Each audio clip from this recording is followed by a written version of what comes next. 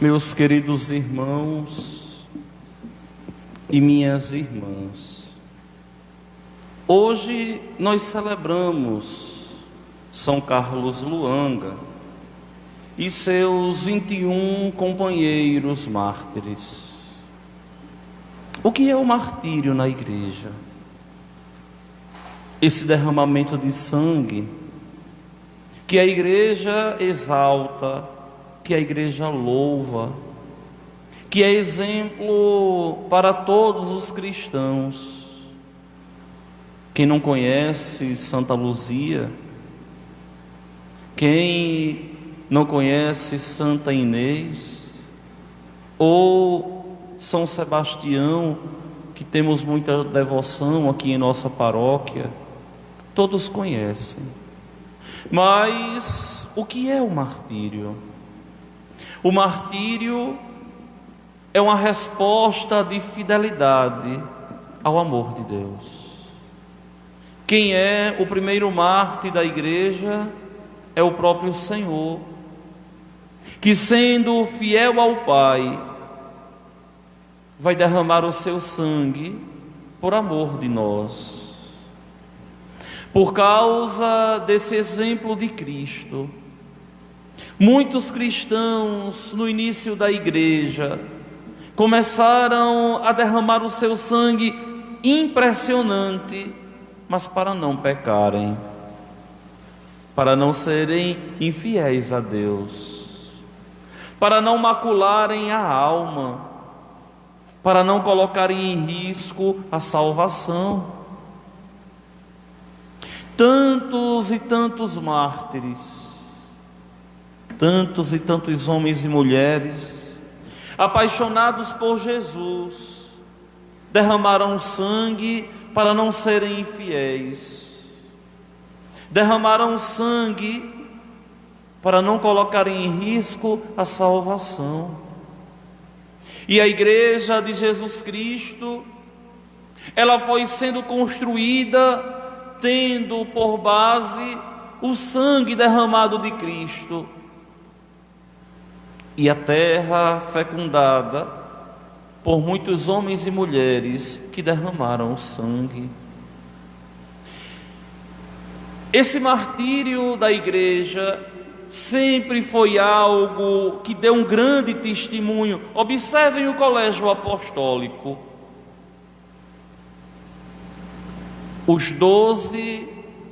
Dos 12 apóstolos, 11 foram mártires, inclusive Matias, que ocupou o lugar de Judas.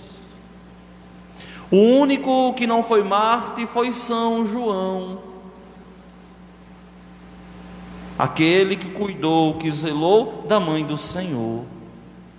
Mas todos os outros, ao anunciarem o Evangelho, foram martirizados, testemunhando Jesus Cristo.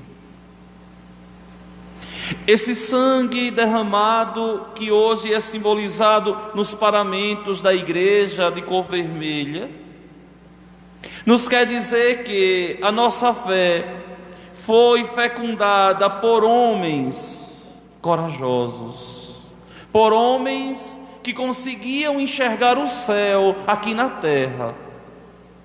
É incapaz de morrer por Cristo quem não tem uma consciência de céu. Só se morre por Jesus quem verdadeiramente tem consciência da ressurreição, tem consciência do céu, sabe, entende, vive aqui na expectativa da vida que virá, da vida vindoura. Vive aqui na expectativa da salvação, da ressurreição. Eu não sei se vocês já perceberam, mas faz parte da tradição cristã católica o vermelho do sangue dos mártires. Vocês olhem depois o sapato do Santo Padre, o Papa Bento XVI. Infelizmente, Papa Francisco, deixou essa simbologia de lado. Mas se vocês olham o sapato dos papas até Bento XVI. O sapato é vermelho, que justamente simboliza o quê?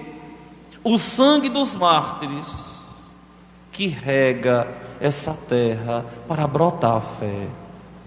Infelizmente, o Papa Francisco não aderiu a essa simbologia e deixou de lado os sapatos vermelhos. Mas tenha curiosidade, procure os sapatos até o Papa Bento XVI, João Paulo II e tantos outros, que vocês vão ver a cor do sapato vermelho, a batina branca e o sapato vermelho.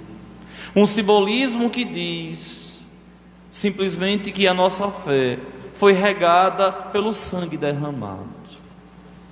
Agora vejam que coisa engraçada.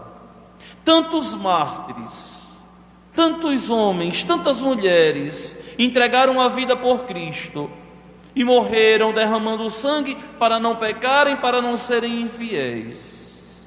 E a gente, ao contemplar a igreja hoje, uma igreja acovardada, de tantos cristãos covardes, que são incapazes de lutar contra os próprios pecados, que vergonha para a nossa fé. Que vergonha. Porque parece que a igreja deixou de fabricar heróis.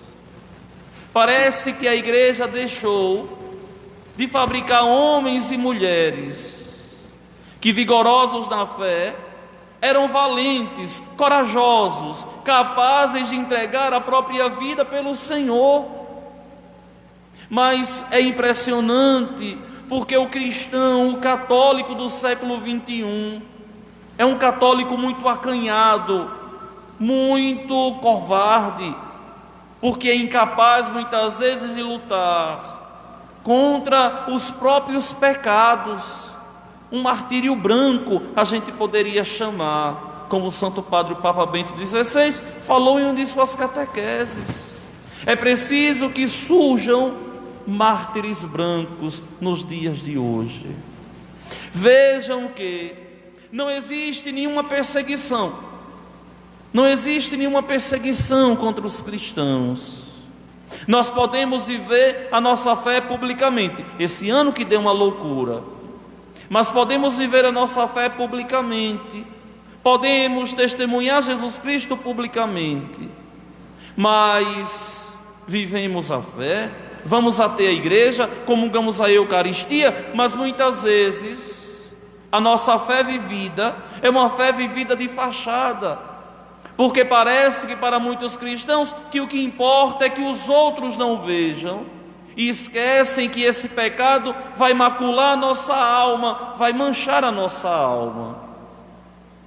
Vejam que, se existisse nos dias de hoje uma perseguição sistemática contra os cristãos, muitos já teriam abandonado a fé, porque falta a virtude cardeal da fortaleza, porque falta o heroísmo que regou a nossa fé, porque nós somos convidados e chamados verdadeiramente a sermos fiéis a Deus, vivendo aqui na terra, olhando para o céu.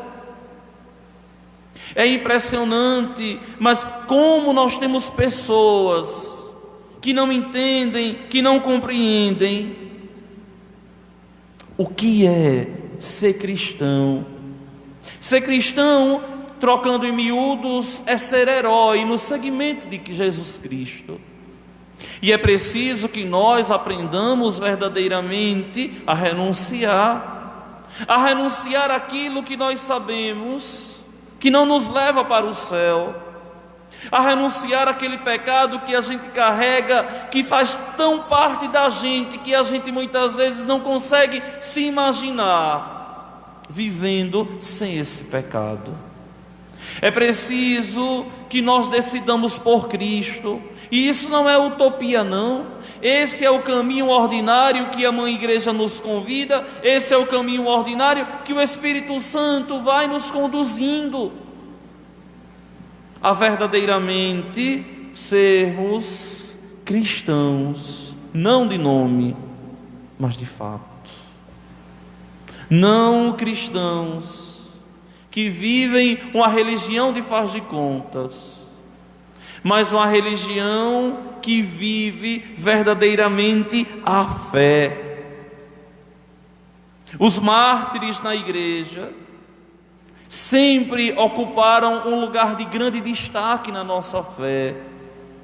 E os cristãos, ao verem a coragem de tantos homens e de tantas mulheres, sempre foram instigados também a serem fiéis a Deus. É claro que o martírio aqui é algo extremo, mas é preciso que nós entendamos que somos chamados no fogo do Espírito Santo a lutar todos os dias para sermos fiéis, fiéis à igreja, fiéis à nossa fé, fiéis a Jesus Cristo, desejosos do céu, fiéis a Jesus Cristo na luta para vencer todos os dias as barreiras, as dificuldades, sem perder de vista o nosso objetivo, que é a nossa salvação, sem perder o objetivo, que é um dia contemplar Deus em toda a sua glória. Eu dizia há poucos minutos ali sentado ao seminarista José Roberto, que muitas vezes a gente tem a impressão que parece que não existe mais fé dentro da igreja. Por quê? Porque parece que tudo é secundário e a gente não sabe o que é essencial. Porque o que é essencial é verdadeiramente a gente começar a viver implantando no mundo o reino de Cristo, que passa ordinariamente pela igreja, que é caminho de salvação, que é porta do céu, que faz aqui na terra para nós antecipação daquela realidade que nós viveremos nos céus.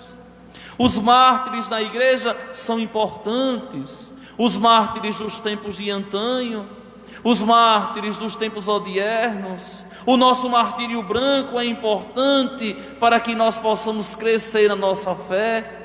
As vocações na igreja é algo importante, talvez a pérola preciosa, ensinarmos aos jovens serem heróis pelo reino de Deus.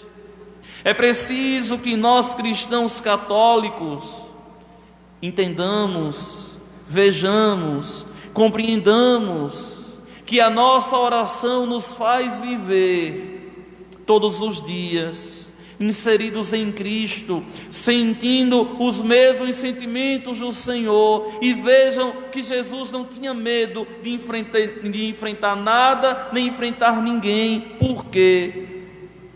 Porque tinha fé, porque vivia no Pai, porque era o Espírito Santo que o ligava ao Pai. Então vejam, meus queridos irmãos e minhas irmãs, vejam que é preciso que nós resgatemos esse heroísmo católico.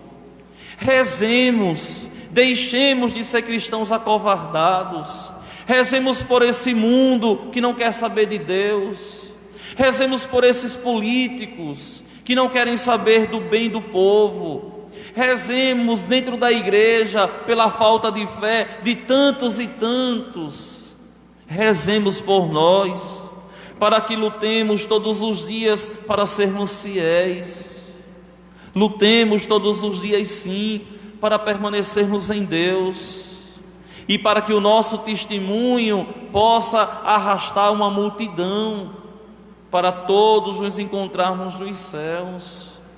Não adianta a gente viver aqui uma religião de faz de contas. Nós não estamos brincando de fé, nós não estamos brincando para ocupar o nosso tempo cantando ou fazendo uma leitura ou pregando. Não, nós estamos vivendo aqui aquilo que nosso Senhor nos pediu.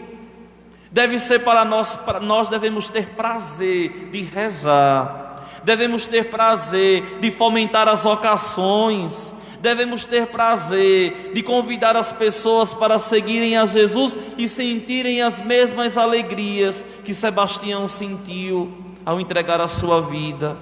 de sentir a mesma alegria que Santa Luzia sentiu ao entregar a sua vida, São Carlos Luanga, os seus companheiros e tantos outros, com um único objetivo: a salvação. Nós não estamos brincando. A Igreja de Jesus Cristo não é uma associação, não é um clube de amigos, não é uma entidade caritativa filantrópica, não. É a Igreja do Senhor, que arrebanha em vista de salvar os homens e de levar os homens aos céus. Olhem esse texto aqui hoje do Evangelho. Vejam que coisa simples aos nossos olhos, porque somos catequizados, mas que coisa forte. Os saduceus que interpelam Jesus a respeito da ressurreição. Eles não acreditavam na ressurreição. Eles não acreditavam de forma alguma que existia ressurreição. Eram incapazes de acreditar naquilo ali. E, por incrível que pareça, formulam um questionamento estranho, totalmente humano, querendo transportar a realidade corrupta daqui da terra para o céu. Ó, meus irmãos, no céu não existe corrupção, no céu não existe pecado, no céu não existe cristãos acovardados, mas só os vitoriosos para lá vão. Lembrem da primeira leitura da missa, da solenidade de todos os santos do livro do Apocalipse. Quem é essa grande multidão de homens e mulheres vestidos de branco? São aqueles que lavaram e alvejaram as vestes no sangue do Cordeiro, que vieram da grande tribulação. Qual é a grande tribulação? É isso aqui. E vejam que aqui no texto eles formulam um questionamento até tosco.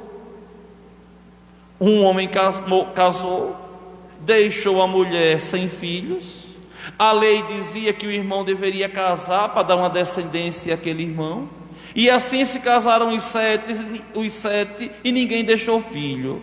Na vida eterna, ela vai ser mulher de quem? Olha que coisa tosca, grotesca, sem razão nenhuma.